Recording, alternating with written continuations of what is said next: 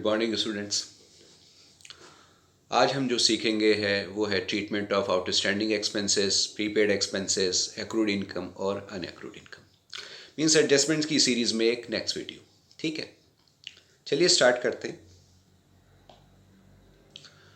देखिए, एक बात मैं आपको बता दूं, मैंने पहले भी बताया है कि all adjustments will be treated twice.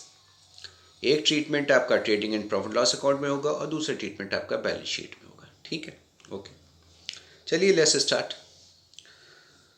देखिए, सबसे पहले मैंने आपको समझाऊंगा outstanding expenses. Outstanding expenses means what? Means expenses due but not paid. जैसे कि मान लीजिए कि जनवरी की सैलरी ड्यू हो चुकी है आपके एम्प्लॉइयों की, फैब आ चुका है, लेकिन अभी तक आपने जनवरी की सैलरी नहीं पे की है। It is an outstanding expenses, due but not paid. Simple, और कुछ नहीं है।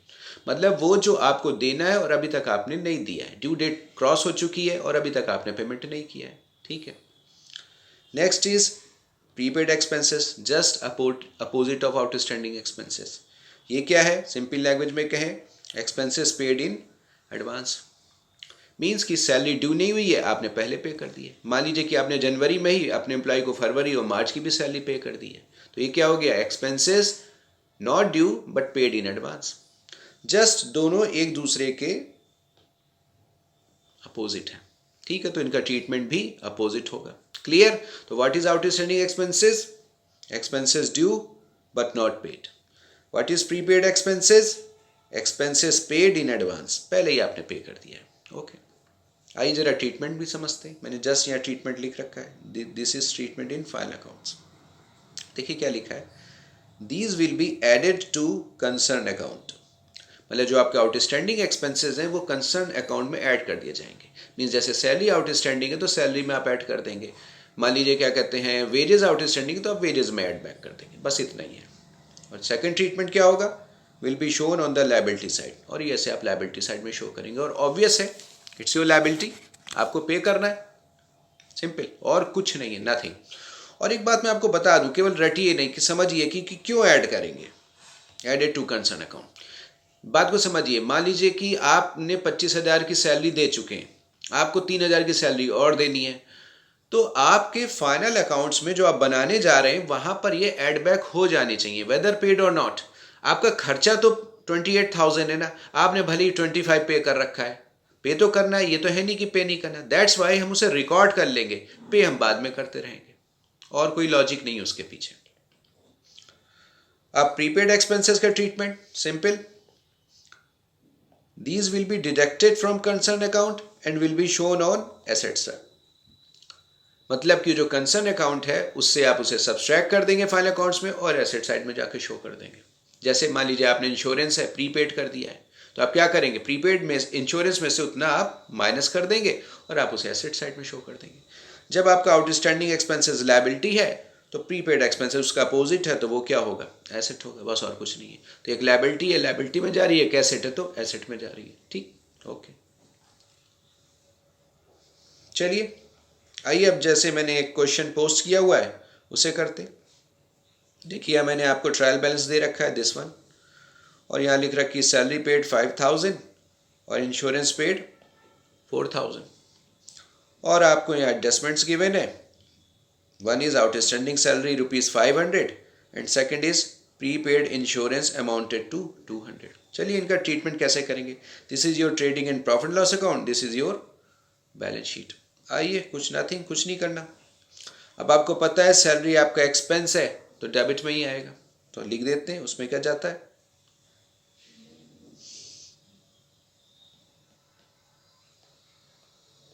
To salary. कितनी है? 5,000। और अब आपको पता है देयर इज आउटस्टैंडिंग सैलरी, और अभी मैंने बताया आउटस्टैंडिंग सैलरी रिस्पेक्टिव हेड में ऐड कर दिया जाएगा, तो चलिए ऐड कर देते हैं, plus outstanding salary, this is your 500। तो आपकी सैलरी हो गई इस साल की 5,500। नेक्स्ट क्या है?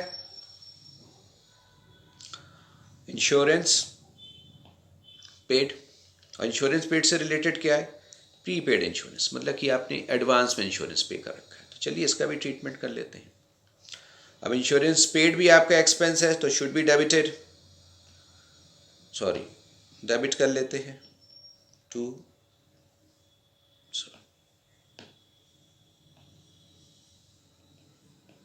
इंश्योरेंस। कितना आपने पे किया है 4000। और आपको पता है प्रीपेड इंश्योरेंस, और प्रीपेड इंश्योरेंस का ट्रीटमेंट क्या है, any expenses paid in advance should be deducted. तो चलिए डिडक्ट कर लेते हैं, माइनस प्रीपेड इंश्योरेंस वो है आपका 200, तो आपका आ गया ये 3800। बस पहला ट्रीटमेंट हो गया, आपने आउटस्टैंडिंग एक्सपेंसेस को रिस्पेक्टिव हेड में ऐड कर दिया और प्रीपेड इंश्योरेंस को रिस्पेक्टिव कंसर्न अकाउंट से सब्सट्रैक्ट कर दिया। अब उसका सेकंड ट्रीटमेंट मैंने क्या बताया था कि जो आउटस्टैंडिंग एक्सपेंसेस है इज योर लायबिलिटी, तो चलिए लायबिलिटी में लिख देते हैं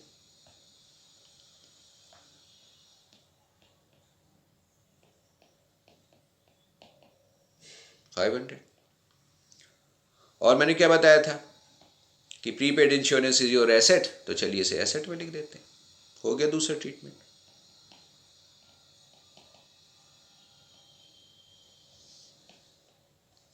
बस इतना ही करना है आपको। चलिए अब थोड़ा आगे बढ़ते हैं और मैं आज आपको थोड़ा और बताता हूं। जो नेक्स्ट है वो आपका it's your accrued income and unaccrued income, just opposite. आज मैंने आपको दोनों ग्रुप वैसे लिए, just opposite. Outstanding expenses prepaid expenses opposite, वैसे आपकी एक्रूड इनकम और अनएक्रूड इनकम भी अपोजिट। आइए पहले समझते हैं what is accrued income. Simple language में income earn but not received, मतलब हमने काम तो कर दिया है, पैसा मिलना बाकी है। मान लीजिए मैं बिल्डिंग बनाने का कॉन्ट्रैक्ट मिला, हमने बिल्डिंग कंप्लीट कर दी है और जो बायर था उसे हमने हैंड ओवर भी कर दी, लेकिन बस उससे अभी तक हमें पैसा नहीं मिला है। It is your accrued income. Unaccrued income just opposite है, समझ में आ ही गया होगा। काम नहीं किया, पैसा पहले मिल गया। मीन्स बिल्डिंग बनाने का हमें कॉन्ट्रैक्ट मिला, बिल्डिंग अभी हमने शुरू भी नहीं करी और हमें पैसा पहले मिल गया। It is your accrued income. Means unaccrued income. Accrued income means income earn but not received, काम कर दिया पैसा नहीं मिला। Unaccrued income means income received in advance, means काम कुछ करा नहीं है, पहले पैसा मिल गया। ठीक है, ट्रीटमेंट वही डबल ट्रीटमेंट। इसका क्या ट्रीटमेंट है एक्रूड इनकम का, एडेड टू कंसर्न अकाउंट, जिससे रिलेटेड है उसमें हम ऐड कर देंगे और will be shown in asset side, और बैलेंस शीट में हम एसेट साइड में शो कर देंगे, because it's your income, asset ही तो हुई। अनएक्रूड इनकम साफ दिख रहा है, इसका अपोजिट ट्रीटमेंट होगा। क्या है, it will B subtracted from concern account, minus कर देंगे, क्योंकि हमारी अभी तक ये इनकम है नहीं, इसलिए दैट्स वाई हम इसे अपनी इनकम स्टेटमेंट शो भी नहीं कर सकते। सिंपल सी बात है, हमारी जब इनकम नहीं है, बस हमें एडवांस मिल गई है, तो हम इसे, जब हमारी इनकम नहीं है तो हम इसे इनकम स्टेटमेंट में कैसे शो करें। और क्या होगा दूसरे, it is will be shown on liability side. Obvious है, जो पैसा में एडवांस मिल गया वो हमारी लायबिलिटी है, जब चाहे वो हमसे, जो बिल्डिंग का ओनर है, हमसे पैसा वापस ले सकता है, बस और कुछ नहीं, नथिंग। तो एक्रूड इनकम एंड अनअक्रूड इनकम। आइए चलिए इसका भी एक क्वेश्चन कर लेते हैं, छोटा छोटा है, ज़्यादा कुछ इनमें समझने वाली बात तो नहीं। प्रॉब्लम आती है बड़े बड़े एडजस्टमेंट्स में, जिनके मैं आगे वीडियो बनाऊंगा।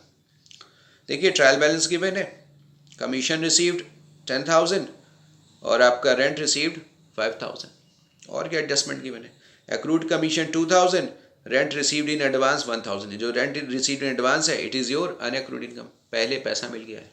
चलिए आइए इसका ट्रीटमेंट करते हैं। सिंपल, पहले treatment treating in profit loss account में। Commission received it's your income, तो चलिए इनकम साइड में रिकॉर्ड करते हैं, बाय कमीशन आपको मिला है 10,000 और कितना एक्रूड है 2,000, और आपको पता है एज पर रूल कि अपने रिस्पेक्टिव हेड में क्या किया जाएगा। देखिए मैंने यहाँ लिख भी रखा है, accrued income it will be added to concern account. चलिए ऐड कर देते हैं, इट्स योर 2,000 आप ऐड कर देंगे, प्लस एक्रूड कमीशन 2,000, तो आपका हो गया 12,000। नेक्स्ट क्या है, रेंट रिसीव्ड। अब रेंट रिसीव से रिलेटेड क्या है, ये आपको पहले मिल गया है, अक्रूड इनकम है, रेंट रिसीव्ड इन एडवांस 1,000 आपको पहले मिल गया है, तो obvious it will B subtracted. देखिए यहाँ जगह नहीं बची, इसलिए मैं पहले से इरेज कर देता हूँ, फिर मैं यहीं पे कर दूंगा। तो जैसे मैंने बताया रेंट रिसीव्ड है 5000 और उसमें 1000 आपका एडवांस है, और आपको पता है advance is your unaccrued income should be subtracted, subtract कर देते हैं। तो by rent received is your 5000 and unaccrued rent is 1000, just minus कर दिया तो आपकी इनकम हो गई 4000। ऑब्वियस है जब ये आपको 5000 मिला है, इसमें आपका 1000 नेक्स्ट ईयर का है, तो नेक्स्ट ईयर इनकम हम नेक्स्ट ईयर में दिखाएंगे, अभी क्यों दिखाएं? दैट्स वाई हमने उसे क्या कर दिया, सब्सट्रैक्ट कर दिया। इस साल की इनकम हमारी सिर्फ 4000 है, 5000 में तो 1000 नेक्स्ट ईयर की है, तो इस साल की इनकम कितनी है? सिर्फ 4000। दैट्स वाई हमने 4000 को ही इस साल की इनकम स्टेटमेंट में रिकॉर्ड किया, क्योंकि जिस साल की इनकम है उसी साल वो बुक होनी चाहिए। आइए अब उसका सेकंड ट्रीटमेंट। सेकंड ट्रीटमेंट क्या है? Accrued income is your asset, तो चलिए कमीशन को हम एसेट्स में लिख लेते हैं। ध्यान रखिएगा जितना एक्रूड है उतना ही लिखेंगे। और what is your rent in advance, unaccrued income, it's your liability, liability में लिख लेते हैं।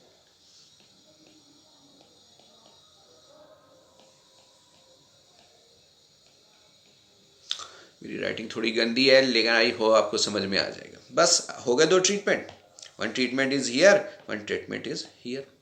तो सिंपल लैंग्वेज में हम ये कह सकते हैं कि outstanding expenses, prepaid expenses opposite to each other, तो ट्रीटमेंट भी अपोजिट होगा। और accrued income and unaccrued income opposite to each other, तो ट्रीटमेंट भी इनका अपोजिट होगा। लेकिन ध्यान रखिएगा all adjustment will be treated twice. अच्छा एक बात मैं बता दूं, इससे प्रीवियस वीडियो में मैंने आपको एक प्रोविजन फॉर डाउटफुल डेब्ट्स के एडजस्टमेंट डाले जिसमें सबसे ज़्यादा प्रॉब्लम होती है, प्लीज़ उसे देखिएगा। अब नेक्स्ट वीडियो में मैं कुछ आपको और एडजस्टमेंट बताऊंगा, जैसे manager commission before after, work manager, sales on approval basis, this तो जरा जो हार्ड है। प्लीज़ देखते रहिए। Thank you very much.